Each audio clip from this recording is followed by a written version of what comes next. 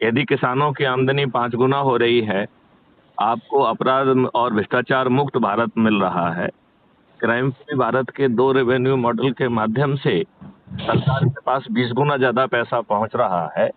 हर भारतीय के 2 अकाउंट होंगे, अर्निंग अकाउंट और कॉस्ट सेटलिंग अकाउंट। लिहाजा किसी को कर्ज नहीं लेना होगा, तो आपको अपराध मुक्त भारत भी मिल रहा है, टैक्स मुक्त भारत भी मिल रहा है, आपको कर्ज मुक्त भारत भी मिल रहा है और 5 फंडामेंटल राइट मिल रहे हैं। फंडामेंटल राइट टू जो है employment, fundamental right to health, fundamental right to food, fundamental right to education and fundamental right to prosperity. और इसके लिए आपको कुछ कष्ट नहीं उठाना पड़ रहा है।